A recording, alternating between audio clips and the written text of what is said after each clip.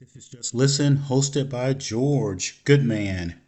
Today is March 30th, 2026. Welcome to the podcast. I am excited yet again to give you more facts and data and hopefully impress upon you to reach out to other people and share this podcast. Today, I want to talk about U.S. federal government policy on the perception of the conflict in the Middle East with Iran. Now, why is this important to you?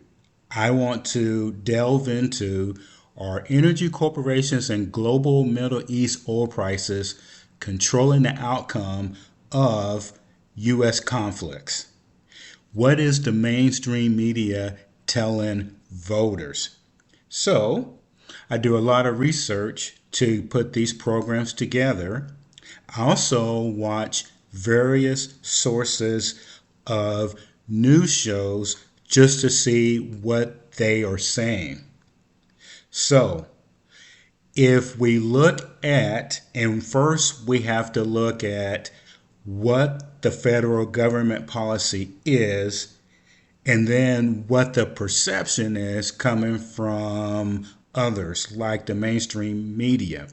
So the conflict, their perception is that they are telling us they're going to put maximum pressure in military and economic titled Operation Epic Fury, which will deter Iran from having nuclear weapons. And how are they going to do this? They have core objectives: nuclear dismantlement, missile degradation, neutralizing proxies, naval dominance, and then a diplomatic posture, which will get us to the off ramps. Okay, so now that I have said that, is that your perception of what is being reported about this conflict with Iran? There's also a 15-point peace plan. And as previously stated, I've been watching the news and there have been light details about that. Now, let's get into the perception. Okay, domestic and regional perception is probably the most important points that I'm going to make. So, according to the perception, there's going to be military expansion. Pentagon is reportedly preparing for weeks of limited ground operations, which could include raids on coastal sites like Kharg Island, through a full-scale invasion has not been authorized. Now, this is the perception that the mainstream media is reporting. Now, I just read you what the goals were from the U.S. government administration. And to kind of talk about why are we reporting specific details of what we're going to be doing. We're telling them that we're sending in 10,000 troops where we are supposedly putting them. Uh, don't we know that the other side is listening to these reports? And I've said this previously that I don't sure know what the goal of telling our strategy is. Okay, so public and political split. Domestic polls show significant opposition to deploying U.S. ground troops. In Congress, War Powers resolution recently failed in a near party line, reflecting deep partisan division. Okay, now I'm saying this because that perception is what people who listen to the mainstream media, all media actually, are reporting. And I'll tell you why I worded the last part like that in a couple of minutes. Now, if we look at this, we are using lots of polling. So we give people information, and then immediately after we tell them, we poll them. Why are we doing that process like that? Because the perception is whatever you just told people. Regional strains. While some partners like Israel are closely aligned, other regional neighbors are wary of being drawn into an open-ended confrontation and have sought to host de-escalation talks in Pakistan. That's a perception. I haven't heard any Middle Eastern country say that they were doing that. That's a perception that I keep constantly hearing the news report. And here's one that I think is a little alarming. They'll say, well, I talked to sources in the country and this is what they told me. Unless somebody's government is officially saying it, then why do we feel the need to put this out and make it a perception? Now, I mentioned a point earlier that I'm going to explain. I also listen to the international news too. And there is a lot of focus on what the U.S. is doing. And the core strategic objectives that I just talked about. Now, I think that the one that I saw internationally, they have like 20 million subscribers and they are known throughout the world. And I don't like getting into which specific news agency I'm talking about that's abroad. But what they are talking about is the perception, not the actual U.S. federal government strategic objectives. And if they do mention them, they mention them fast and then they counterpoint it right afterwards. There has been no talk in the mainstream media from anyone who knows Iranian culture or who would be an expert in the region. Why is that? We're only reporting certain things.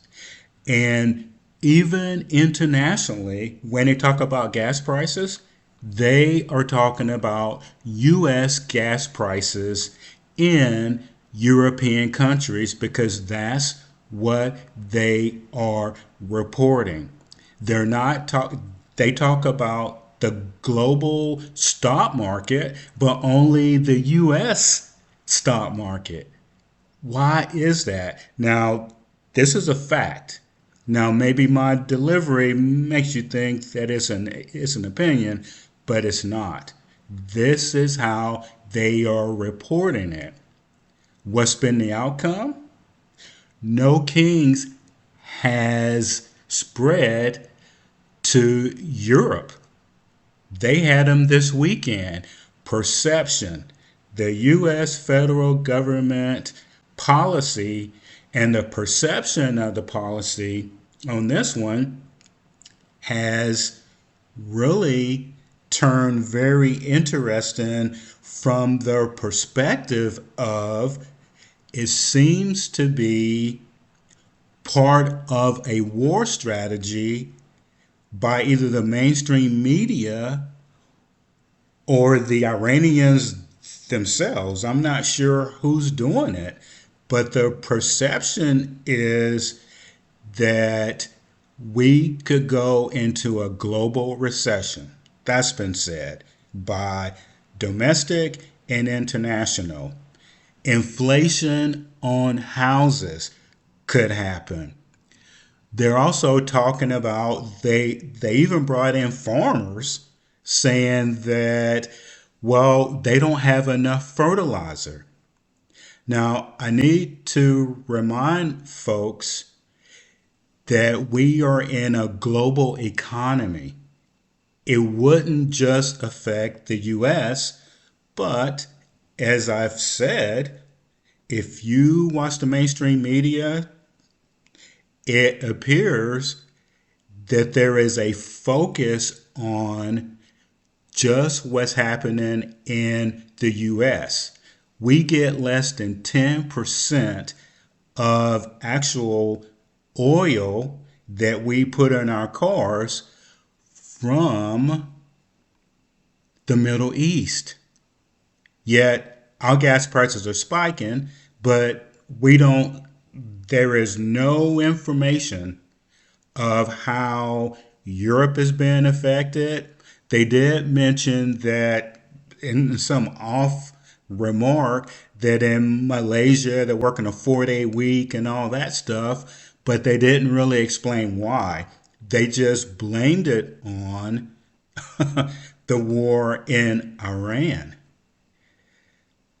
So, in this case, with the perception of the conflict in the Middle East, why are we not going into more detail over what the American core of strategic objectives are? We're not doing that. And the first big one is no one mentions, and the administration said it, Iran must not get a nuclear weapon. And I'm going to leave you with this thought, because this is what we really need to think about. And this is my opinion for you to find out. What would happen if Iran detonated a nuclear weapon over the Middle East? Something that no one is talking about. They're talking about everything else. I've laid that out for you. But what would be the effects? Now, you have to be careful searching for it because that could flag you, but it would not be good. And the fact that the news agencies and social media could be telling you, making points for that too, it just seems like, based on the analysis of the data, they're only focused on what is going on in the United States. And as I've said in a reel or two, the U.S. economy through the stock market is heavily into Middle Eastern oil. Don't know why, because when you search for it, you cannot figure out why we're so heavily invested. We're 99% invested. And the perception is in these energy companies and the stock market is that the war that supposedly our government started, if we don't end it, that prices will spike, and even if we got out of it, it would totally crash our economy. Now that's power. So please pass this podcast on to other people, because it's not all loom and doom. We're just talking about it. There's people out there who are much smarter than I am, and I'm sure that they're figuring this out even as we speak and figuring out how to best address it. So this is Just Listen, hosted by George. Let me know what you think.